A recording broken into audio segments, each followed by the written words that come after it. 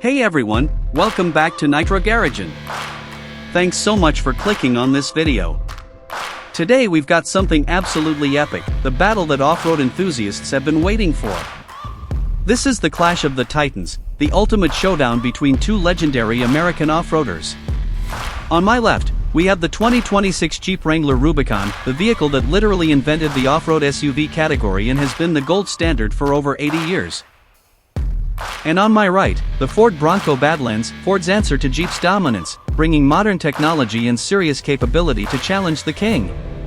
Now this comparison is different from our usual videos because these two are direct competitors.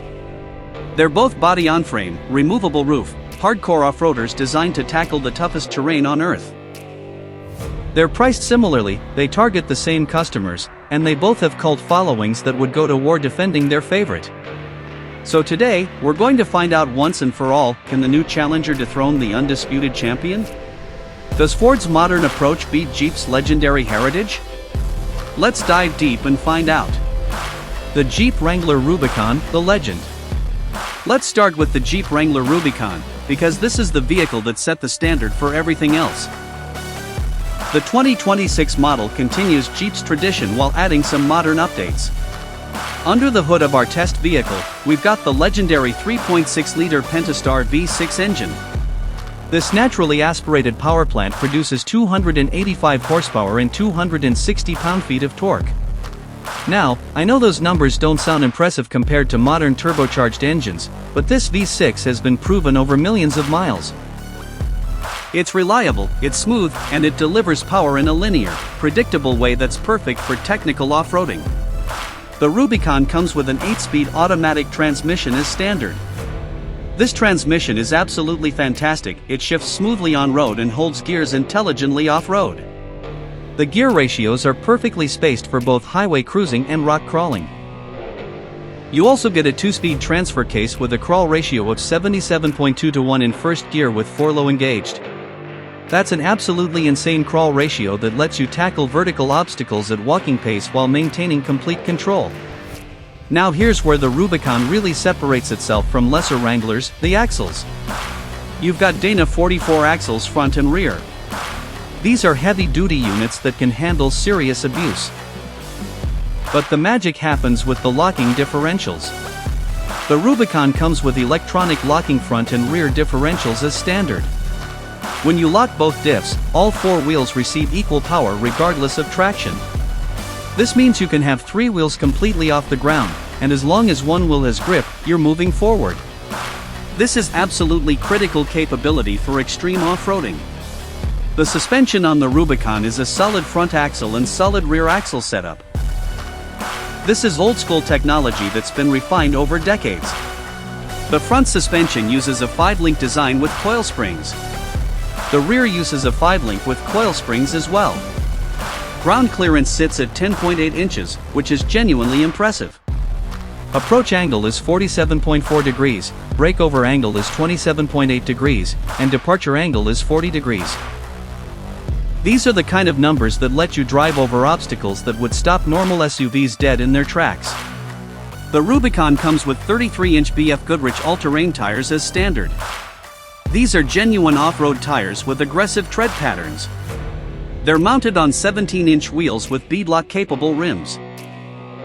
For those who don't know, beadlocks mechanically clamp the tire to the wheel, which prevents the tire from slipping off the rim when you air down for maximum traction in sand or rocks. You can run extremely low tire pressures, we're talking 8 to 10 psi, without worrying about losing a tire. One of the Rubric's most famous features is the disconnecting front sway bar. There's a button on the dashboard that electronically disconnects the front stabilizer bar. This allows for massive wheel articulation. Each front wheel can move independently up to about 14 inches. This means you can keep all 4 tires on the ground even over incredibly uneven terrain. On road, the sway bar reconnects automatically above 18 miles per hour to maintain handling stability. The Wrangler's body design is purpose-built for off-roading. You've got a removable top, either a 3-piece hardtop or a soft top. You can take the roof completely off and drive under open sky. The doors are also removable. You can unbolt all 4 doors in about 20 minutes with basic tools. The windshield folds down flat onto the hood. This gives you that classic open-air Jeep experience that's been part of the brand DNA since World War II. There's just nothing like driving a doorless, roofless Jeep through the wilderness. It's pure freedom. The interior of the Rubicon is functional rather than luxurious. The seats are cloth with Rubicon embroidered logos. They're supportive and comfortable enough for long drives, but they're designed to be durable and easy to clean. The floor has drain plugs, yes, actual drain plugs. You can literally hose out the interior if it gets muddy. All the switchgear is rubber-coated and water-resistant. There are grab handles everywhere because you'll need them off-road. Technology in the 2026 model includes a 12.3-inch Uconnect touchscreen infotainment system. This is actually a really good system, responsive, intuitive, with wireless Apple CarPlay and Android Auto. There's a digital gauge cluster that's configurable. You can display off-road information like pitch and roll angles, altimeter, compass heading, and individual tire pressures. There's also a forward-facing camera mounted in the grille that shows you what's directly in front of your bumper, incredibly useful when climbing over obstacles. The Rubicon includes Jeep's Selectrac full-time four-wheel drive system. You can run in two-wheel drive for fuel economy, 4-high for slippery conditions, or 4-low for serious off-roading. There's also something called Select Speed Control, which is basically Jeep's version of crawl control. You set your desired speed and the system manages throttle and brakes to maintain that speed over obstacles. It works great on steep descents where you want to maintain control without touching the pedals. Cargo space is decent for what this vehicle is. Behind the rear seat, you've got about 31 cubic feet. Fold the rear seat down and you've got 72 cubic feet. It's not massive, but it's enough for camping gear, recovery equipment, and supplies for a weekend adventure. The rear cargo area is flat and practical. Towing capacity is rated at 3,500 pounds, which is enough for a small camper trailer or a couple of motorcycles on a trailer. Fuel economy is, well, not great. The V6 with the automatic transmission gets about 17 miles per gallon in the city and 23 on the highway. In real-world mixed driving, especially with aggressive off-road tires and the aerodynamics of a brick, you're looking at about 18 to 19 mpg. The Wrangler requires regular 87-octane fuel though, so at least you're not paying for premium. The fuel tank holds 21.5 gallons, giving you a range of about 400 miles in mixed driving. Reliability on the Wrangler is generally good, though not perfect. The Pentastar V6 is proven and reliable. The transfer case and axles are bulletproof. These components have been used for decades and they just work. However, Jeep has had some quality control issues with electronics and soft-top mechanisms. Some owners report minor electrical gremlins or water leaks with the soft top. But the core mechanical components, the engine, transmission, axles, and four-wheel drive system, those are rock solid. Resale value on the Wrangler is absolutely phenomenal. This is one of the best vehicles you can buy in terms of holding value. A 5-year-old Wrangler Rubicon typically retains about 70 to 75% of its original value. That's exceptional in the automotive world. Part of this is the cult following. Jeep enthusiasts love these vehicles and there's always strong demand on the used market. Part of it is the timeless design. A 10-year-old Wrangler doesn't look dramatically different from a brand new one. Pricing for the 2026 Wrangler Rubicon starts at around $53,000. That's for the 4-door unlimited model with the V6 engine and automatic transmission. Start adding options and you can easily push into the low 60s. Popular options include the Sky OneTouch PowerTop, LED lighting package, advanced safety group, and upgraded Alpine audio system. A fully loaded Rubicon can hit $65,000 or more. Now, I should mention there are other engine options. You can get the Wrangler with a 2-liter turbocharged 4-cylinder that makes 270 horsepower and 295 pound-feet of torque. This engine has more torque than the V6 and gets slightly better fuel economy. There's also a 3-liter EcoDiesel V6 option that produces 260 horsepower but a massive 442 pound-feet of torque. The diesel gets outstanding fuel economy, up to 29 mpg highway, and has incredible low-end pulling power. For our comparison, we're focusing on the V6 because it's the most popular engine and represents what most people buy. The Ford Bronco Badlands, the Challenger. Now let's talk about the Ford Bronco Badlands. Ford brought back the Bronco nameplate in 2021 after a 25-year hiatus, and they absolutely nailed it. This isn't a half-hearted attempt to compete with Jeep. Ford engineered the Bronco from the ground up to be a legitimate off-road beast that can go toe-to-toe with the Wrangler. Under the hood, we've got Ford's 2.3-liter EcoBoost turbocharged 4-cylinder engine. This engine produces 300 horsepower and 325 pound-feet of torque. Right away, you can see Ford took a different approach, forced induction for more power from a smaller displacement. That Turbo 4 makes more horsepower and significantly more torque than the Jeep's V6. The power delivery feels more modern too. There's a surge when the turbo spools up around 2000 RPM. It's not as linear as the Jeep's naturally aspirated engine, but it's got more grunt when you need it. The Badlands comes with a 10-speed automatic transmission. This transmission has more gears than the Jeep's 8-speed, which theoretically gives better fuel economy and more flexibility. In practice, it's a bit busier, you notice more gear changes. But it works well overall. The Bronco uses a 2-speed electronic transfer case with a crawl ratio of 94.75:1 in first gear with 4 low engaged. That's even better than the Jeep's already impressive crawl ratio. This means the Bronco can crawl over obstacles at an absolute snail's pace with incredible control. You've got standard part-time 4-wheel drive with 2 high, 4 high, and 4 low modes. There's also a mode called 4A, which is automatic 4-wheel drive. The system engages the front axle automatically when it detects slip.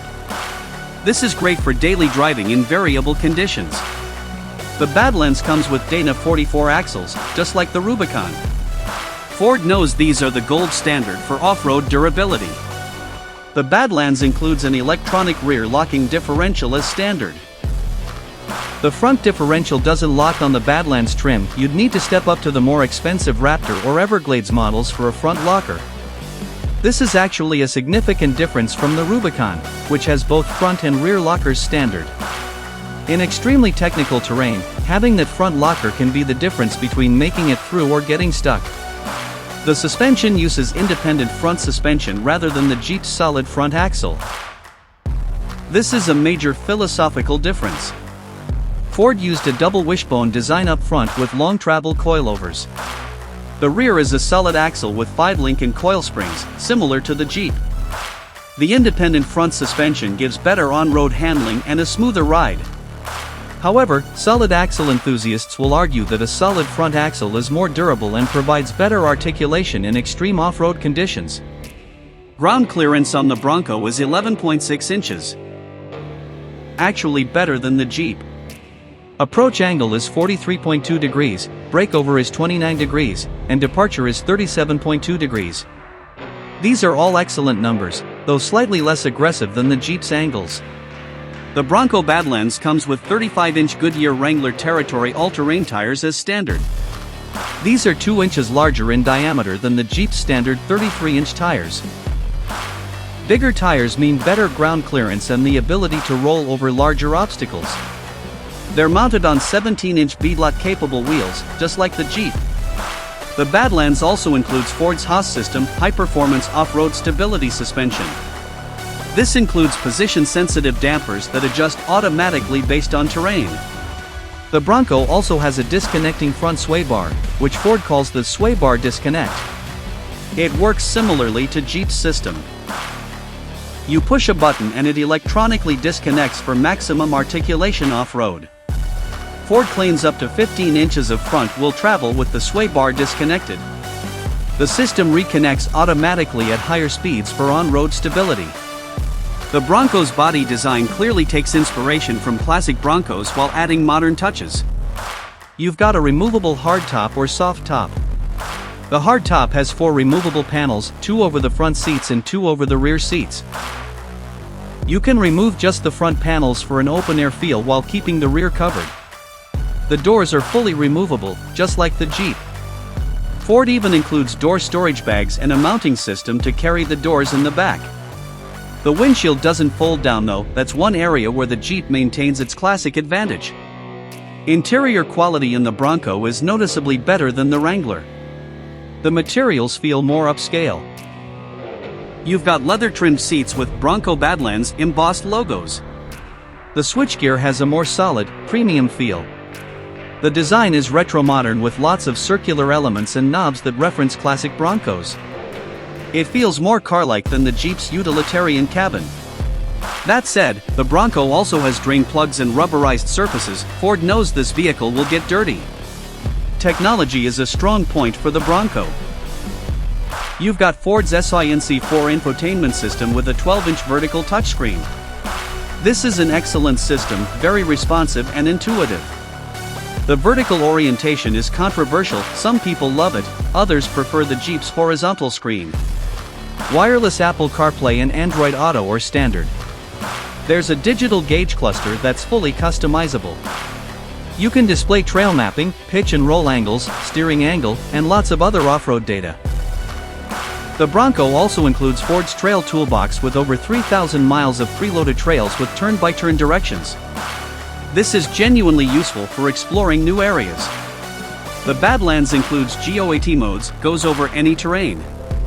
These are 7 different drive modes: normal, eco, sport, slippery, sand, Baja, and mud/ruts.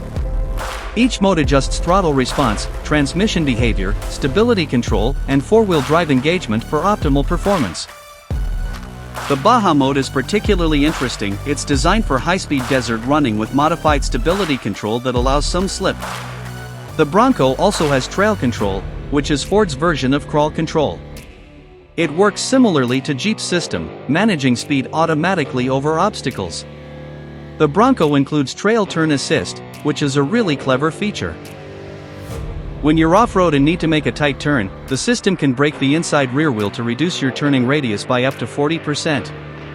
This is incredibly useful in tight technical sections where you need to navigate around obstacles or make switchback turns. The Jeep doesn't have an equivalent feature. Cargo space in the 4-door Bronco is slightly better than the Jeep. You've got 35 cubic feet behind the rear seat and 83 cubic feet with the rear seat folded. The cargo area is well designed with tie-down points and a flat floor. Towing capacity is rated at 3,500 pounds, identical to the Wrangler. Both vehicles can handle small campers or toy haulers without issue. Fuel economy on the Bronco with the 2.3 EcoBoost is about 18 miles per gallon city and 20 on the highway. That's marginally better than the Jeep, though not dramatically so. The Turbo 4 needs regular 87 octane fuel. The fuel tank holds 23 gallons, slightly more than the Jeep, giving you a range of about 420 miles in mixed driving. Reliability on the Bronco is still somewhat unknown since it's a relatively new platform. The EcoBoost engine family has been around for years and has proven reliable in other Ford vehicles. However, the Bronco has had some teething issues. Early models had problems with the hardtop locking mechanisms and some reported issues with the soft top. Ford has issued service bulletins to address these concerns.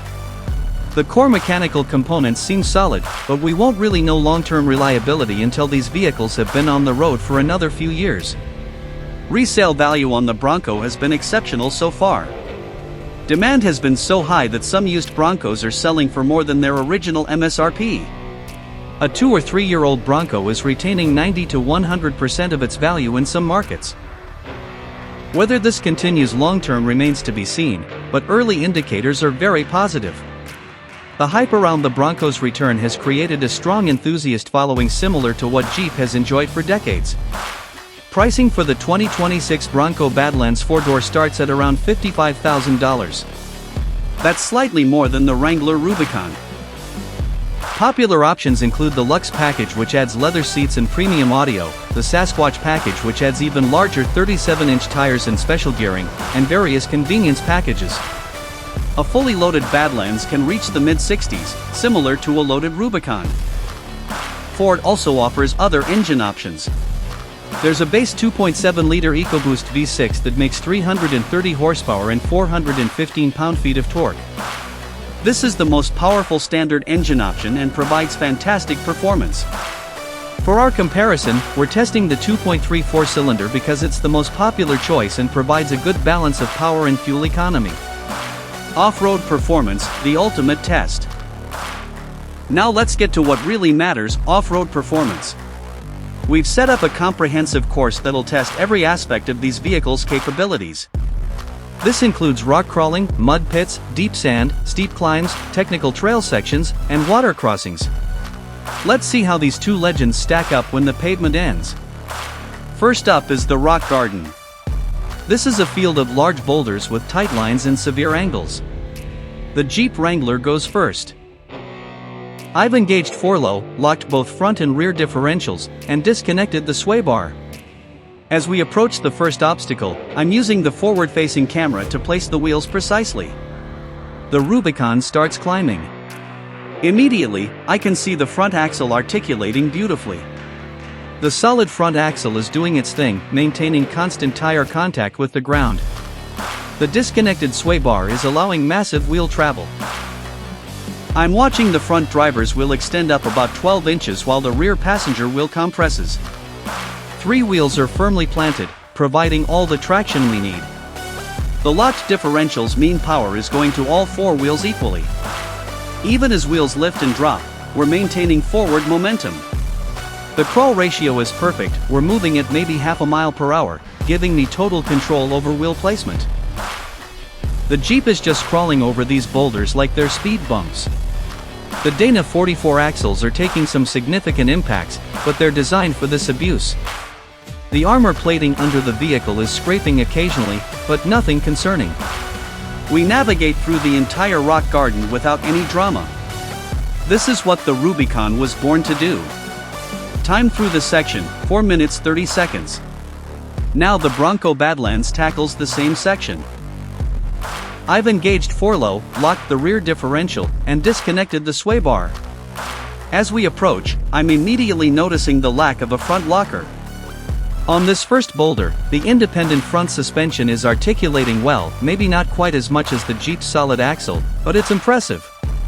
The 35-inch tires are giving us slightly more ground clearance, which helps. But as we climb over a particularly tricky section, the front inside wheel lifts and starts spinning. Without a front locker, that wheel is getting all the power. The traction control kicks in, breaking that spinning wheel and sending power to the wheel with grip. It works, but it's not as smooth or confident as having a mechanically locked differential. The Bronco is definitely working harder than the Jeep through this section. I'm having to choose lines more carefully and use throttle more aggressively to maintain momentum. The independent front suspension is doing a great job of soaking up impacts, but in extreme articulation situations, the solid axle design of the Jeep seems to provide better tire contact. Trail turn assist is helping with some of the tight switchbacks though, that reduced turning radius is genuinely useful. We make it through the rock garden successfully, but it required more driver input and felt less confident than the Jeep. Time through the section, 5 minutes 15 seconds. Advantage, Jeep Wrangler. The combination of front and rear lockers, solid front axle, and proven articulation gives the Rubicon a noticeable edge in technical rock crawling. The Bronco is capable, but lacks that final level of confidence. Next test is deep mud. We've got about 50 yards of nasty, thick mud that'll challenge traction and momentum. The Bronco goes first this time. I've selected mud/ruts mode in the GOAT system, which adjusts throttle response and stability control for maximum forward momentum. I've got it in 4 high with the rear diff locked. Here we go. The Bronco hits the mud and immediately the Turbo 4 is singing. That 300 horsepower is working hard to push us through. The aggressive tread on those 35-inch tires is biting and clawing for grip. The independent front suspension is actually helpful here. It's allowing the front wheels to track independently and find traction. We're throwing massive rooster tails of mud behind us. The Bronco is sliding and slithering but maintaining forward momentum. About halfway through and we're still moving. The EcoBoost is pulling strong, the turbo torque is perfect for powering through mud. And we emerge on the other side, absolutely caked in mud but successful. Time, 45 seconds. The Jeeps turn in the mud. I've got both diffs locked and we're in 4 high.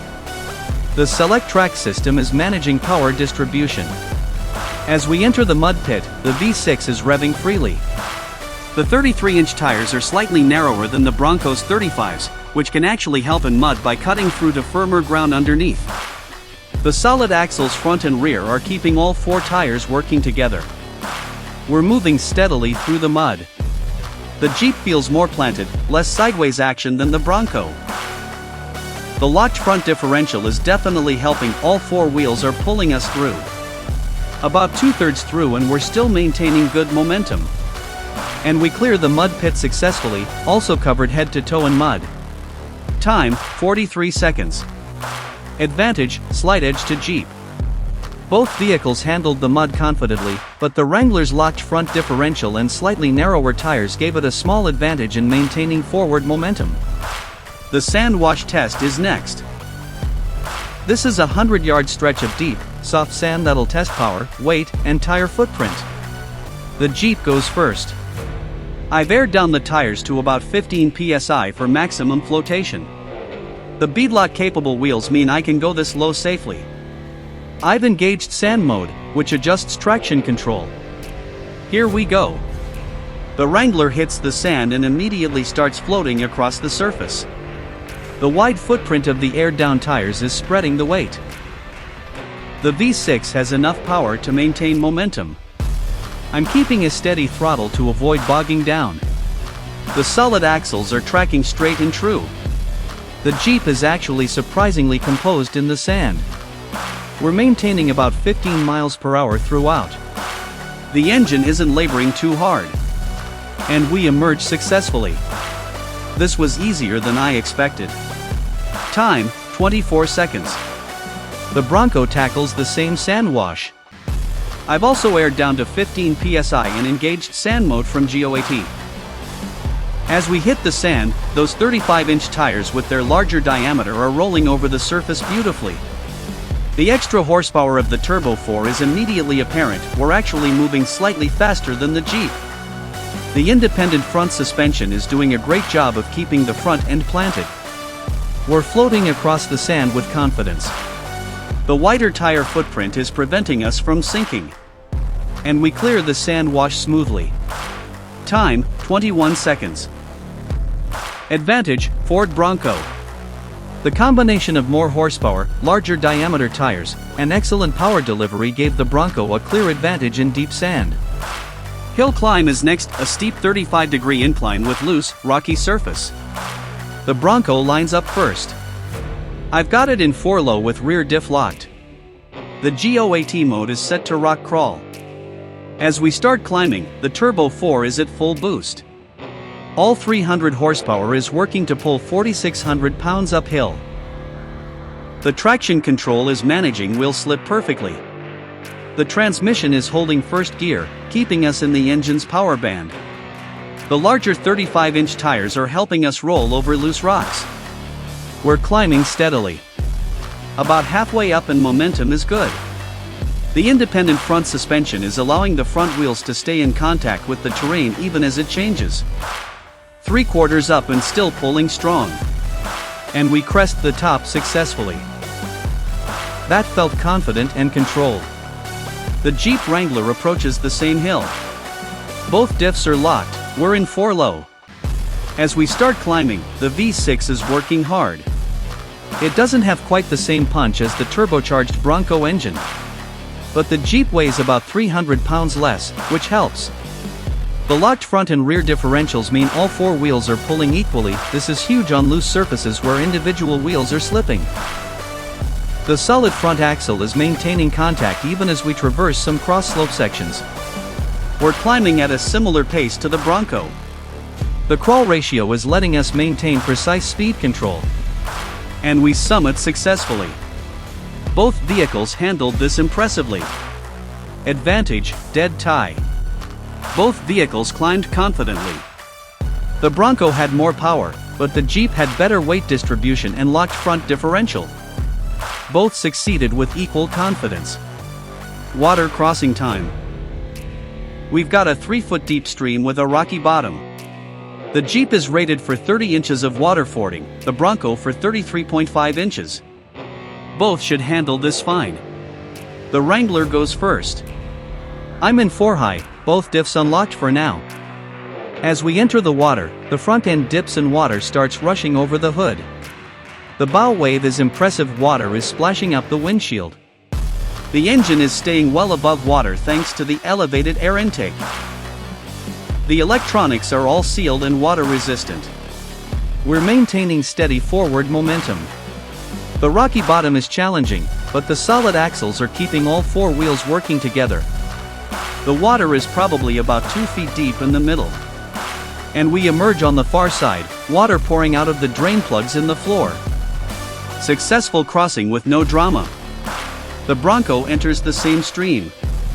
Water is rushing over the hood, up the windshield. The engine is running smoothly. Ford's watertight engineering is working as designed. The independent front suspension is actually handling the rocky bottom really well, absorbing impacts individually. We're moving at a similar pace to the Jeep. The water is reaching the door sills but not entering the cabin.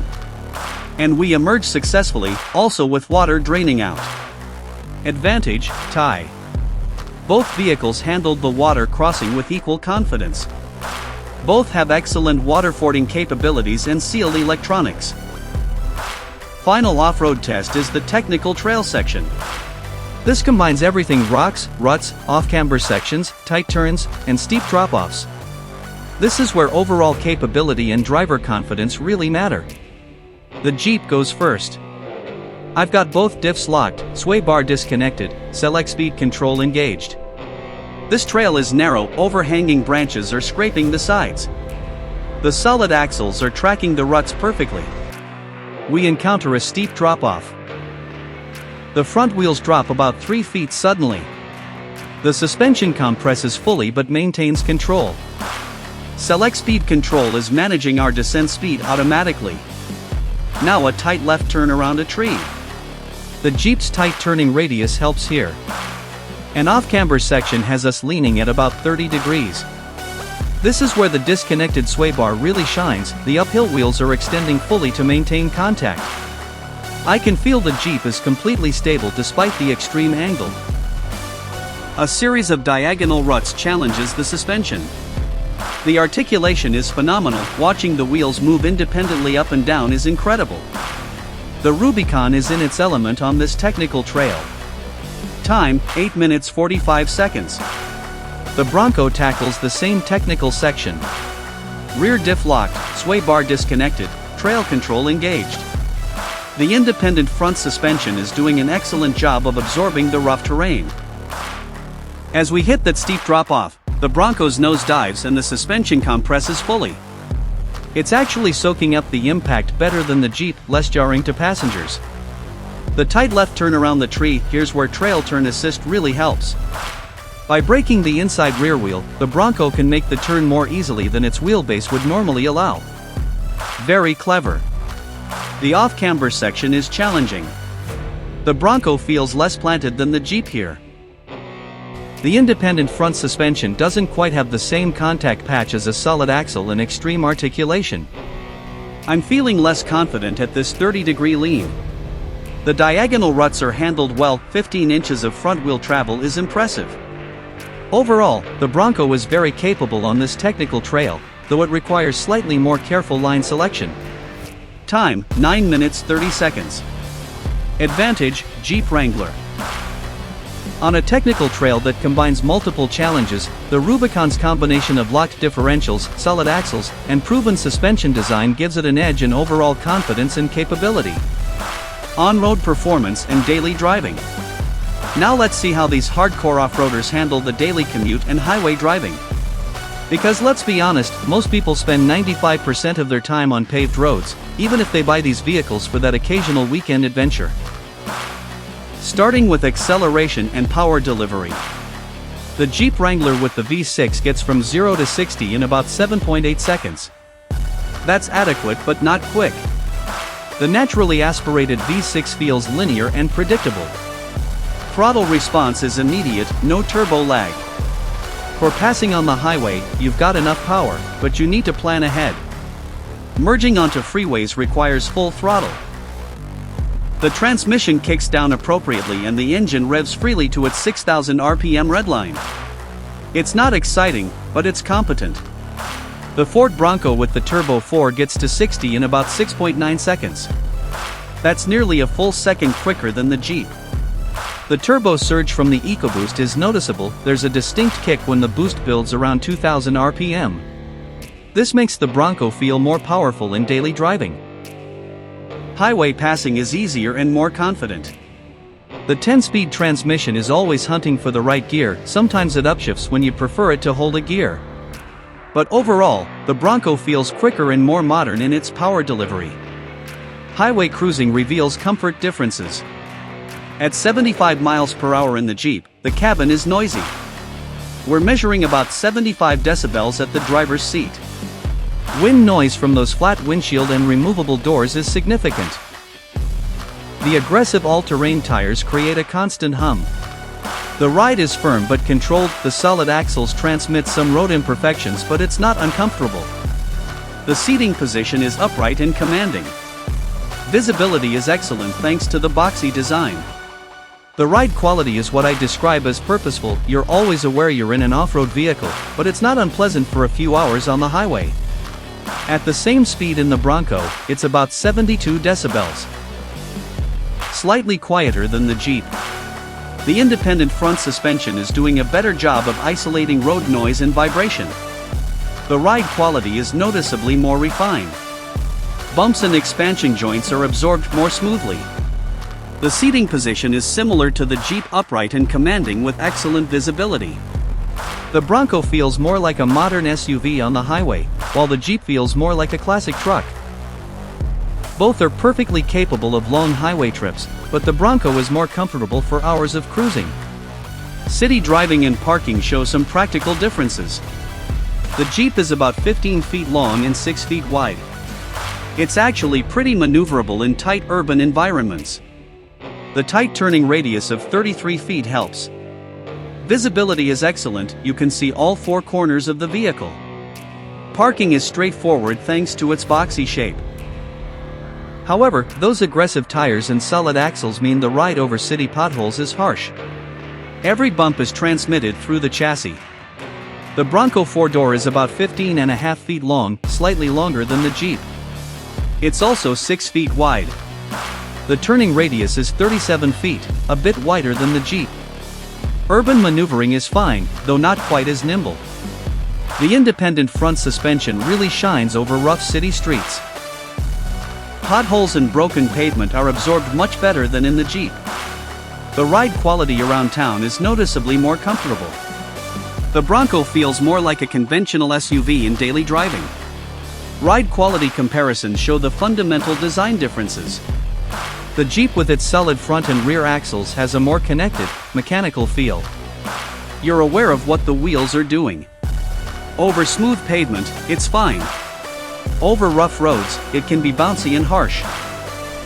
The trade-off is incredible off-road capability.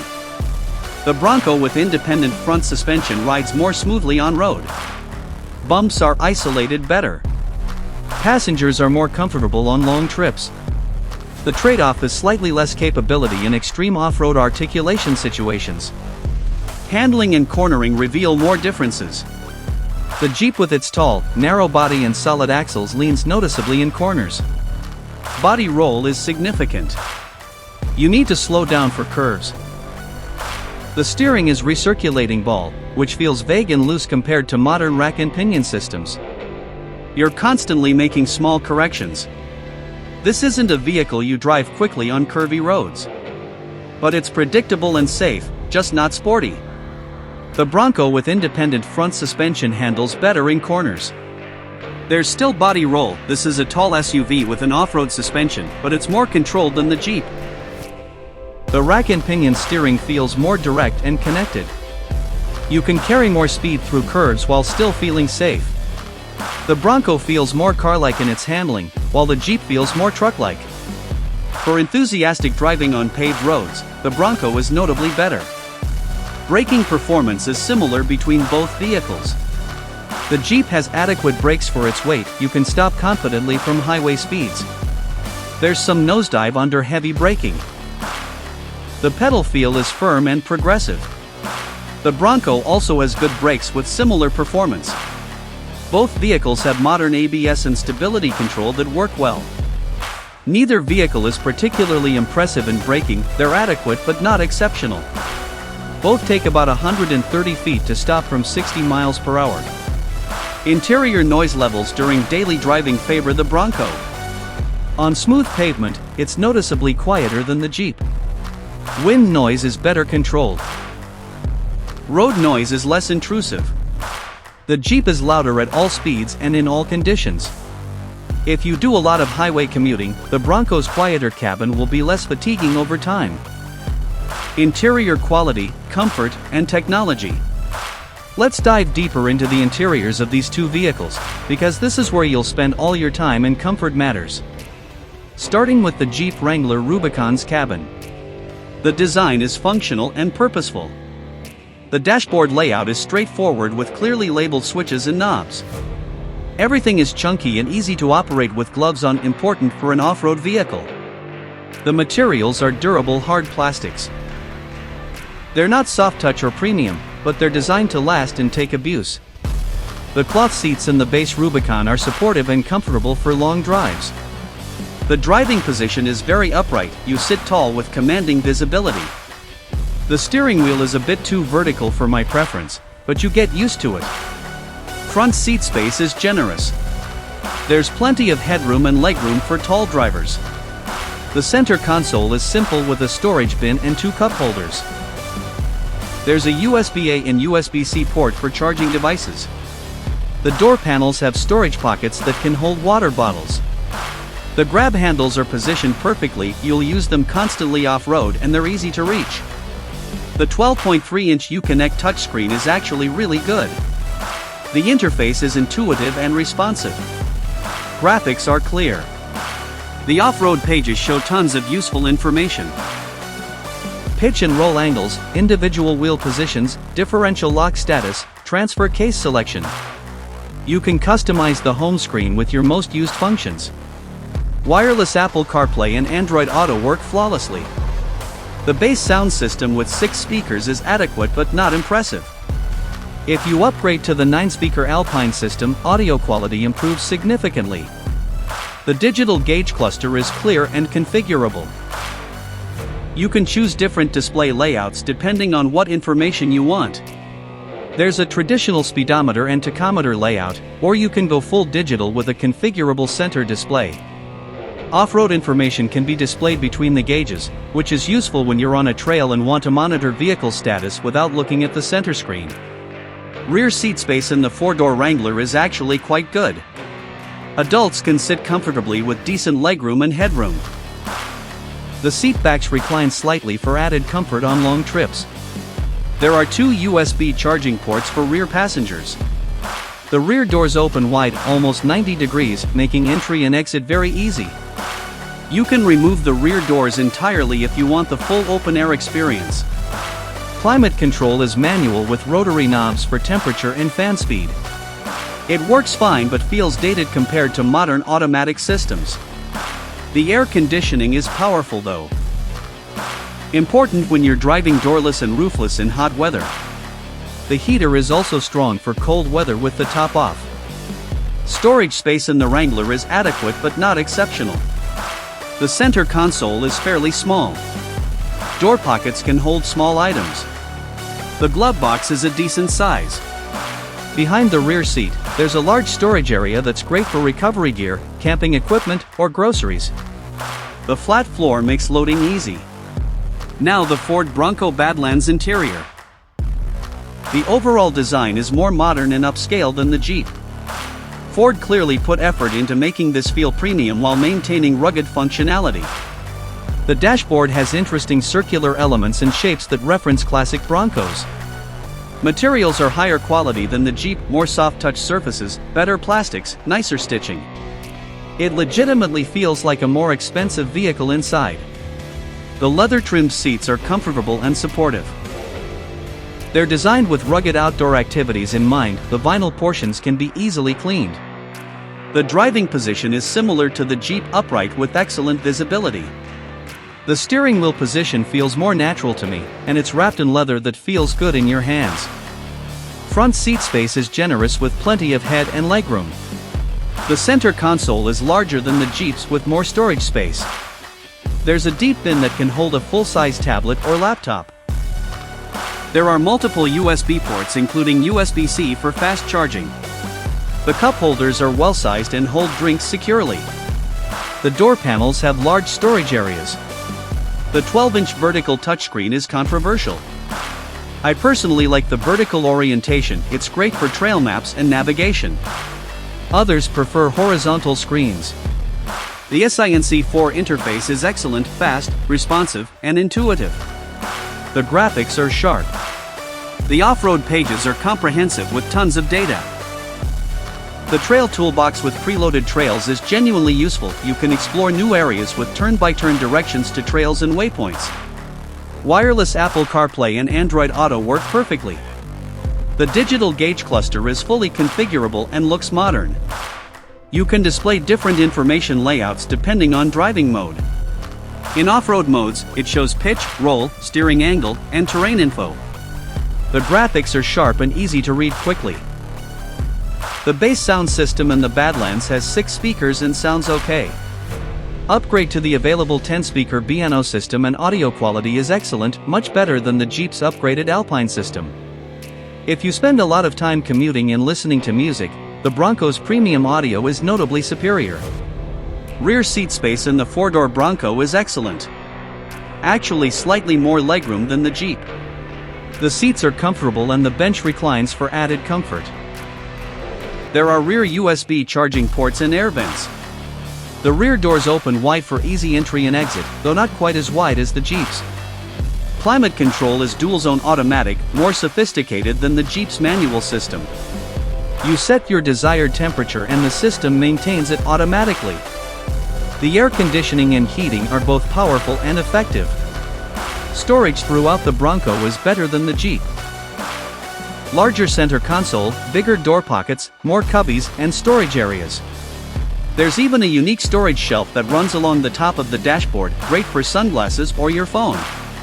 Behind the rear seats, the cargo area is larger than the Jeep's and has more tie-down points.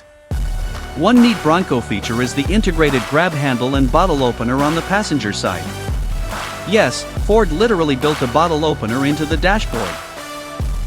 It's a fun Easter egg that perfectly captures the Bronco's outdoor adventure spirit. The Jeep has lots of Easter eggs too, hidden Jeeps in the exterior taillights and elsewhere, but the functional bottle opener is pretty great. Quality and fit and finish slightly favor the Bronco. Panel gaps are tighter. Materials feel more upscale.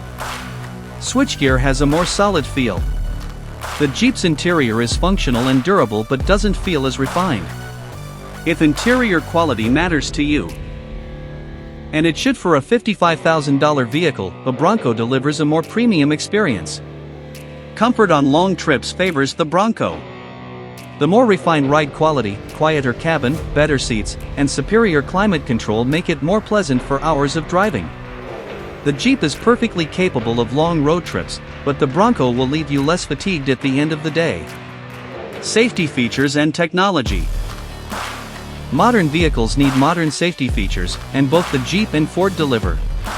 The Jeep Wrangler Rubicon includes standard safety features like blind spot monitoring, rear cross-traffic alert, and a backup camera. The Advanced Safety Group adds adaptive cruise control, forward collision warning, automatic emergency braking, and pedestrian detection. The adaptive cruise control works well on highways, maintaining set following distance and slowing down or speeding up as traffic changes. It's not as sophisticated as some luxury SUV systems, it can be a bit aggressive with braking, but it works. The forward-facing trail camera is genuinely useful both on and off-road. It shows you what's directly in front of your bumper, which is helpful when parking or approaching obstacles you can't see over the hood. The surround view camera system with off-road pages shows all 4 corners of the vehicle plus the undercarriage. This is incredibly valuable when rock crawling or navigating tight trails. The Bronco Badlands include similar standard safety features: blind spot monitoring, rear cross-traffic alert, backup camera. Ford's Copilot 360 suite is available, adding adaptive cruise control with stop and go, lane keeping assist, automatic high beams, and pre-collision assist. The adaptive cruise works very well, smoother and more natural feeling than the Jeep's system. The lane keeping assist is fine on highways but should be turned off on curvy back roads where it can feel intrusive. The Bronco's 360-degree camera system is excellent. The trail camera that shows what's in front of the vehicle is very useful. The graphics are sharp and the angles are adjustable. You can zoom in on specific areas or see multiple views simultaneously. For technical off-roading or tight parking, this system is genuinely helpful. Both vehicles have good crash test ratings from IIHS and NHTSA, though neither is exceptional. These are body-on-frame trucks with high centers of gravity. They're not as stable or safe in severe crashes as modern unibody crossovers. But for their class, they perform well. The Bronco has a slight edge in crash test scores overall. Trail safety features are important. Both vehicles have hill descent control that automatically manages speed down steep hills. Both have hill start assist that prevents rolling backward when starting on a steep incline. The Jeep's Select Speed Control and the Bronco's Trail Control both work as off-road cruise control systems, very useful for maintaining consistent speed over technical terrain. Reliability, maintenance, and ownership costs. This is where long-term ownership reality sets in.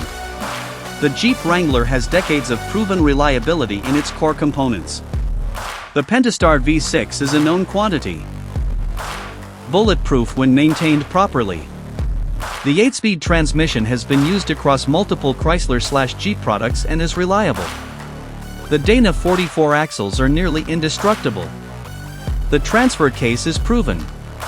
These mechanical components will easily last 300,000 miles with regular maintenance. However, Jeep has had quality control issues with electronics and soft top mechanisms.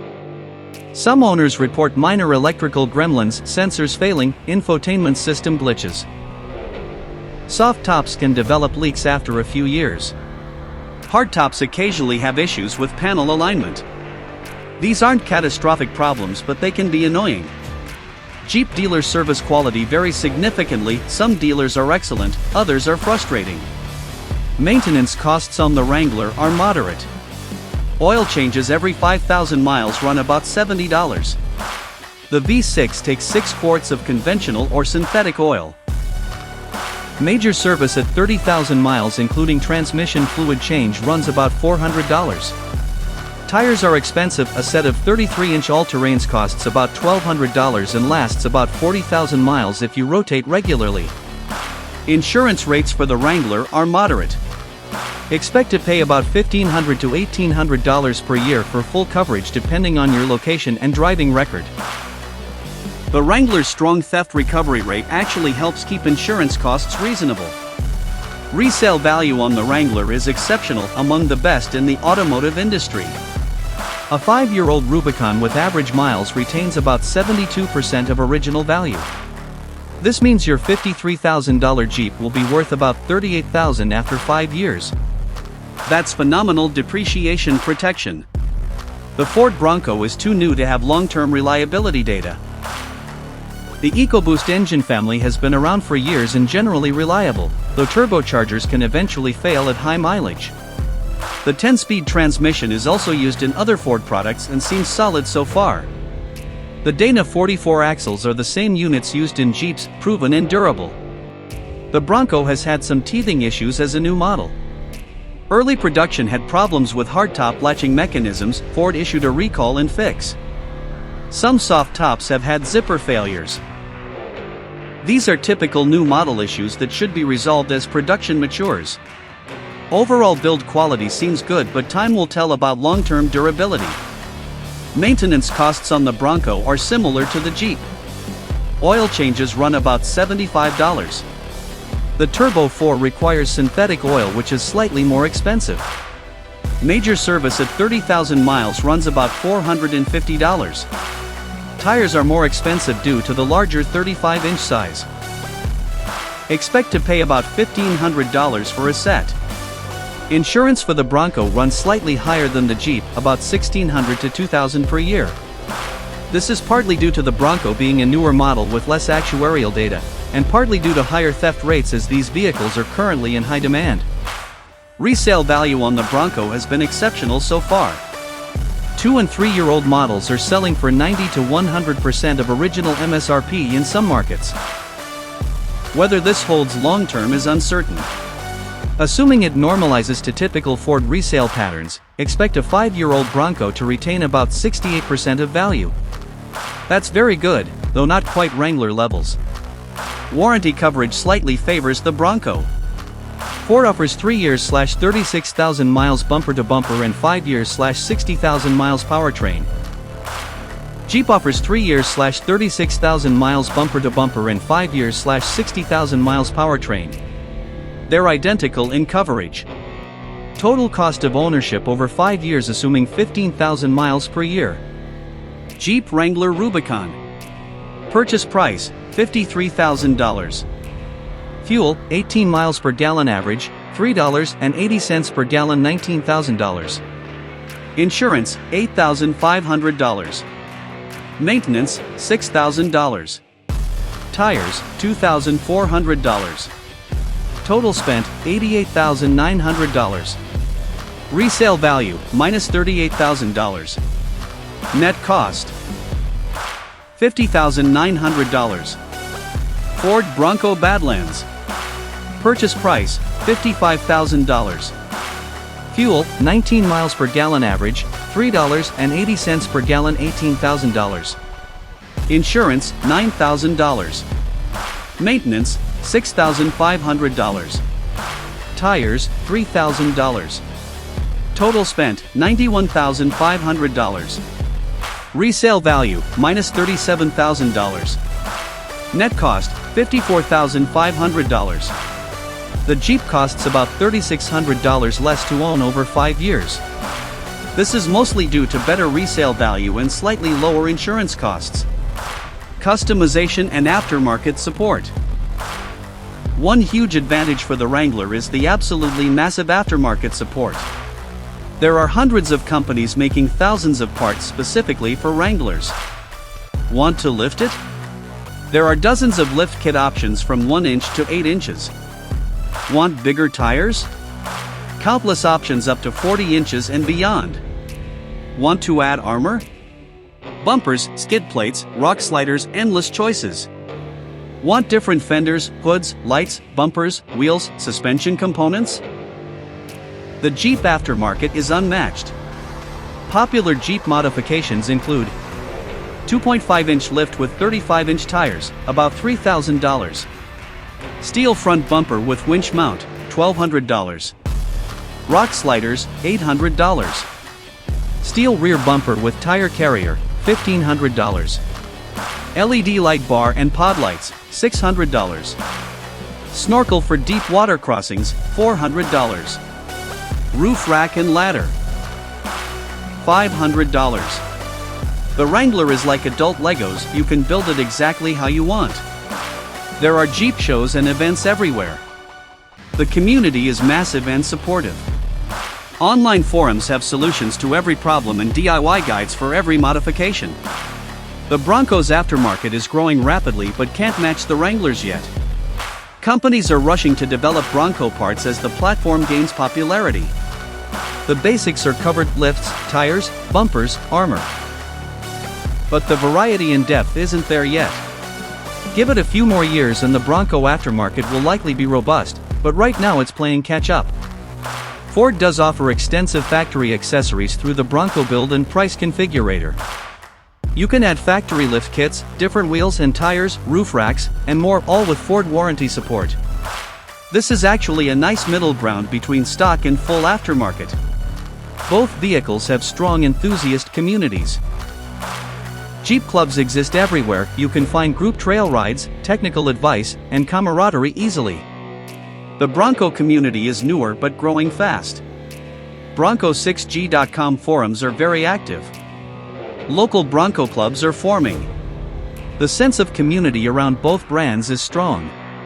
The verdict: which one should you buy? After testing both vehicles extensively on road and off-road, here's my honest assessment. Choose the Jeep Wrangler Rubicon if you want maximum off-road capability, especially technical rock crawling. You value proven reliability and legendary durability. You want the strongest resale value protection. You plan to heavily modify and customize your vehicle. You're buying into the Jeep lifestyle and community. You prioritize mechanical simplicity and proven components. Front and rear locking differentials are must-haves for you. You want the most capable off-roader regardless of on-road comfort. Choose the Ford Bronco Badlands if you want better on-road comfort and refinement. You value modern technology and user interface design. You want more power and better fuel economy. Interior quality and materials matter to you. You prefer independent front suspension ride quality. You like the retro styling and modern features combination.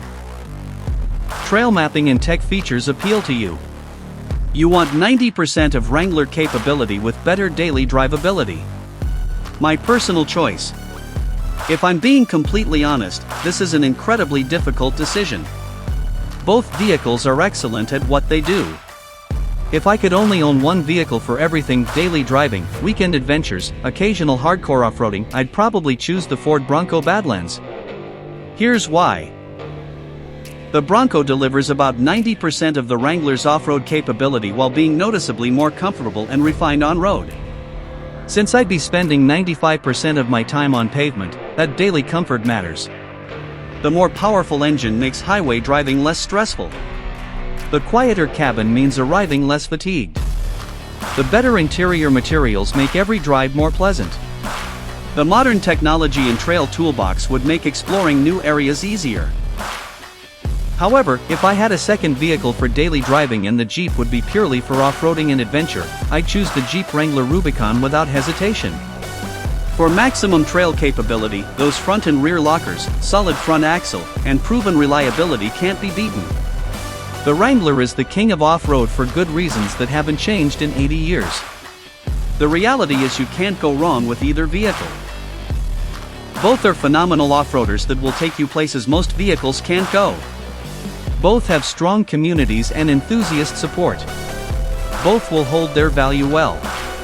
Both are genuinely fun to drive and own. Test drive both. Spend time in each interior. Think about how you'll actually use the vehicle. Be honest about whether you're doing hardcore rock crawling every weekend or occasional Forest Service road camping trips. Consider whether on-road comfort matters for your daily commute. The best vehicle is the one that matches your real-world needs, not the one that looks best in magazine photos or has the best spec sheet. Both of these will deliver years of adventure and memories. You really can't make a wrong choice here. Final thoughts. What an incredible comparison. The Jeep Wrangler Rubicon and Ford Bronco Badlands represent the best of American off-road capability.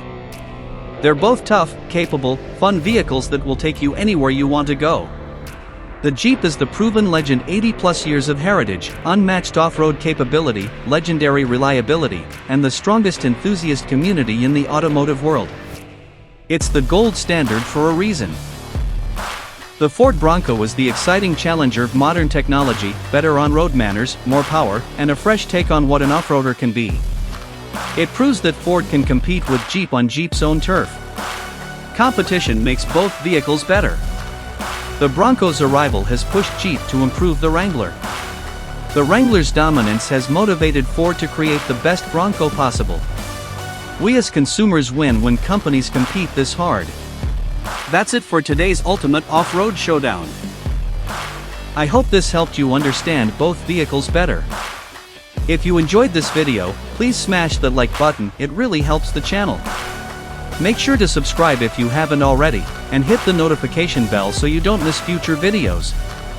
We've got more comparisons and off-road adventures coming soon.